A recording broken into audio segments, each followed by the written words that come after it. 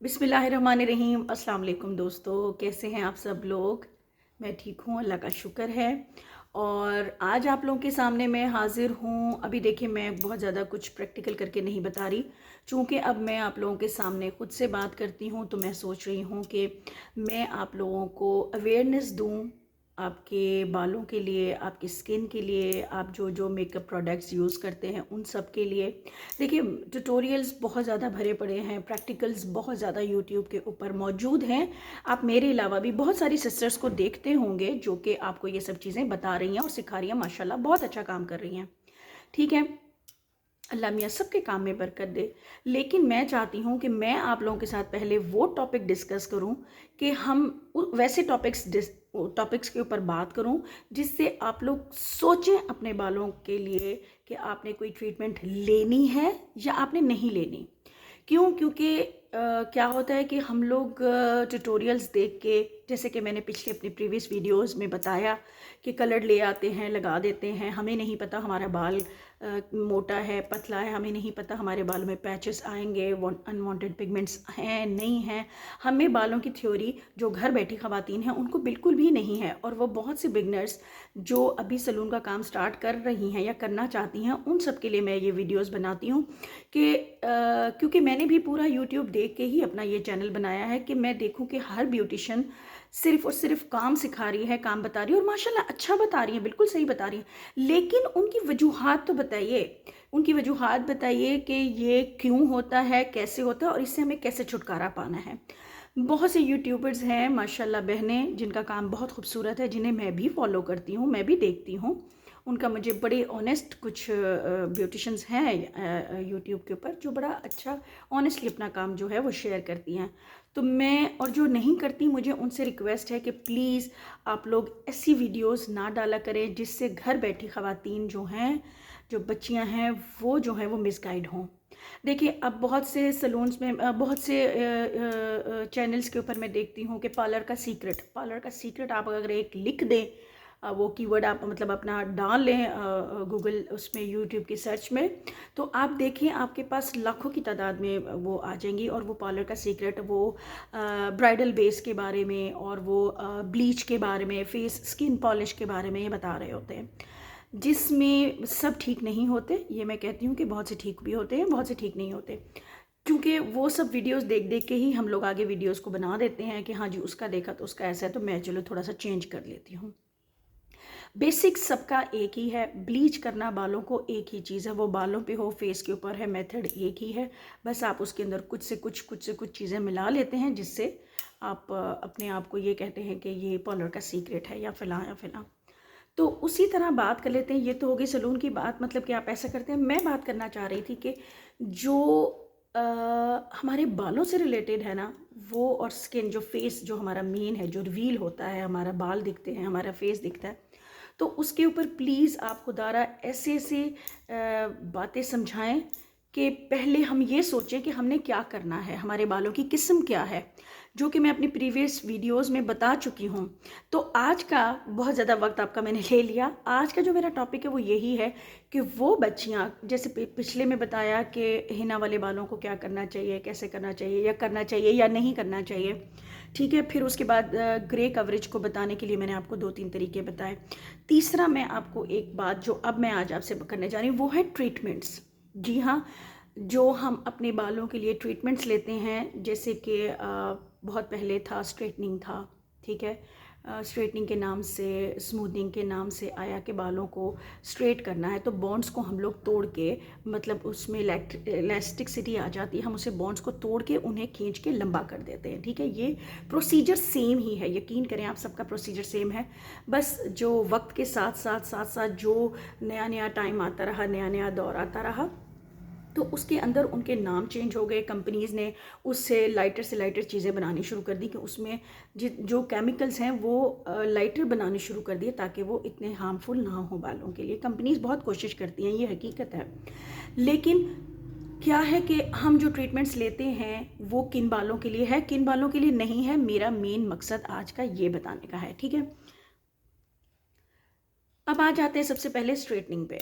ठीक है, straightening, Xtenso, keratin, rebonding, ये सब चीज़ों का मकसद क्या है? देखें, इन सब चीज़ों का मकसद आजकल की ख़वातीन के लिए ये है कि उन्हें बालों को ब्लो ड्राई करना ना पड़े, उनके बाल सीधे ही रहें। कुदरत है अल्लाह की कि हम लोग नाशुक्रे हैं बड़े, जिनके कर्ली बाल हैं वो चाहते हैं कि बाल सीधे हो जाएं, और जिनके सीधे बाल हैं वो चाहते हैं कि वेव आ जाए, कर्ल आ जाए बालों में। खैर, ये तो हम इंसानों की फितरत है। बहरहाल ये जो ट्रीटमेंट्स हैं ना, जो मैंने आपको भी बताई हैं, ये ट्रीटमेंट्स जो हैं किन बालों के लिए हैं और किन बालों के लिए नहीं हैं। देखिए, बाल हमारे दो किस्म के हैं, एक मोटा बाल है, एक पतला मतलब वीक बाल है, ठीक है। एक के स्ट्रैंड्स जो हैं, हमारी जो शाखें हमारे बालों का जो है वो हेल्दी हैं, और एक बहुत वीक है। और वीक बालों वाले जो हैं, जिनके बाल बहुत ज़्यादा कलर करा के सब करा के फ्रिजी हो जाते हैं, तो वो चाहते हैं कि हमारे बाल भी सीधे और लशम जैसे, मतलब ऐसे बहुत मखमली से हो जाएं, बाल सिल्की हो जाएं।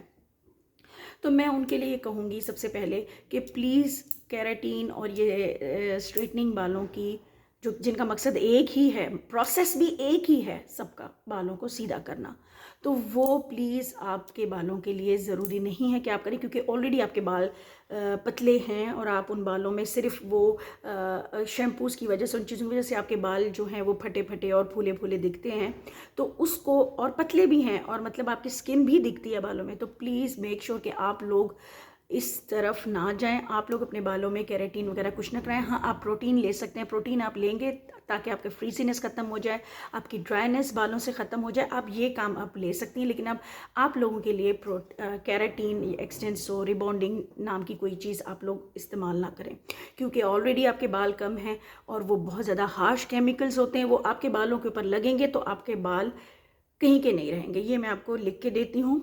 मुझे नहीं पता कि कंपनीज़ ने ऐसी चीज़ें बनाई हुई हैं, कंपनीज़ ने ये चीज़ें हमारे साथ, हमारे लिए आसानी के लिए बनाई हुई हैं, लेकिन क्या कि वो ब्यूटिशियन की ज़ेर निगरानी, याद रखिएगा, वो ब्यूटिशियन की ज़ेर निगरानी अगर ये काम होता है, या ब्यूटिशियंस को ये एक्सपर्ट करता है, तो उसे पता है कि अगर इन वीक बालों के लिए आप करवाने जा रहे हैं तो आपको किन किन मसलों का मसले सामने आएंगे।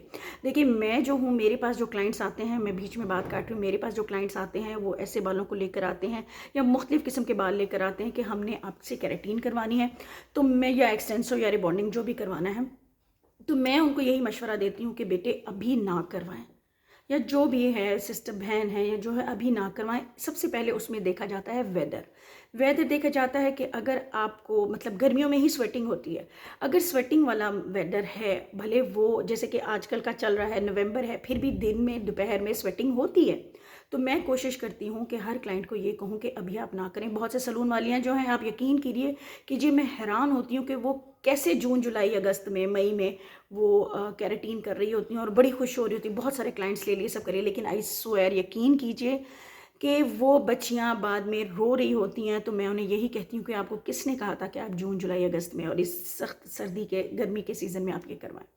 तो पहली बात ये कि कमज़ोर बालों वाली, पतले बाल वाली हो, मोटे बाल वाली हो, तो प्लीज़ वो सबसे पहले ये देखे कि वो विंटर में ही ये काम करवाए, विंटर में भी, दिसंबर में, जबकि बिल्कुल पसीना नहीं आता।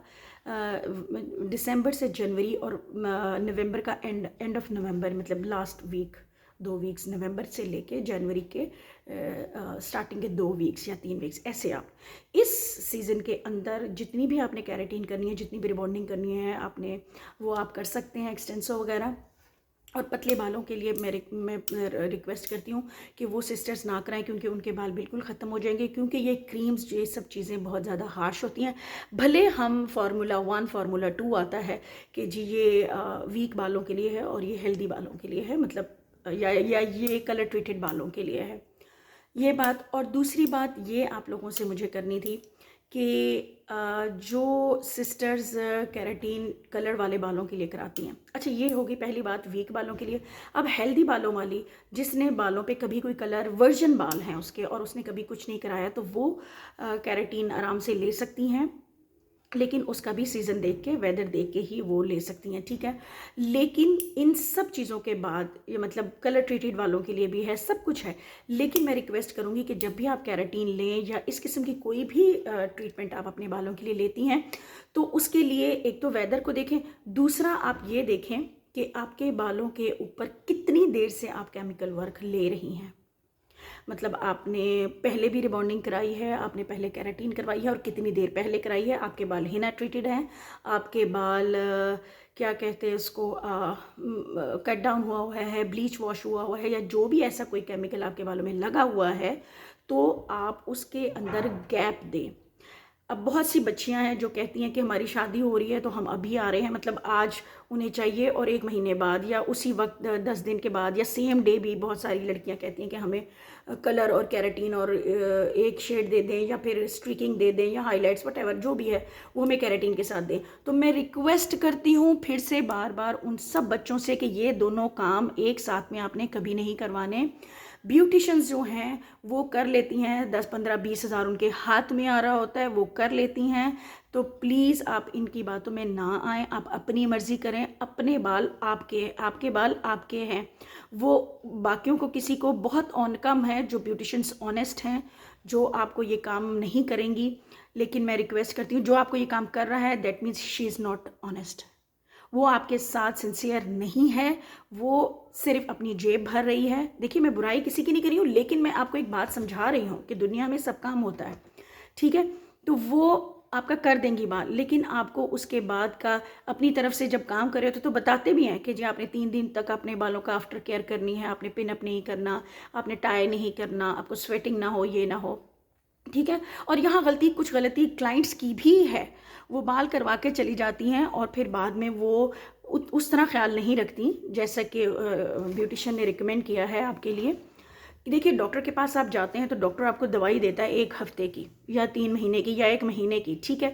आप उस पर असर नहीं आपकी वो आप उसके ऊपर फॉलो नहीं करेंगे उस दवाई के जो उन्होंने स्केड्यूल आपको दिया हुआ है कि आपने इस टाइम पर ऐसे ऐसे खाना है, तो फिर क्या होगा कि आपकी तबीयत और ख़राब होगी। इसी तरह आपके बाल भी हैं जो ब्यूटिशंस के हाथ में होते हैं, वो जो तरीका आपको बताती हैं, जो ऑनेस्ट तरीके से आपको बताती हैं कि आपने जिस भी सीज़न में कराया है, तो प्लीज़ आप उसका आफ्टर केयर का बहुत ज़्यादा ख्याल रखें, ऑयलिंग कम करें, मतलब ये चीज़ों का बहुत ज़्यादा ख्याल रखें, ठीक है।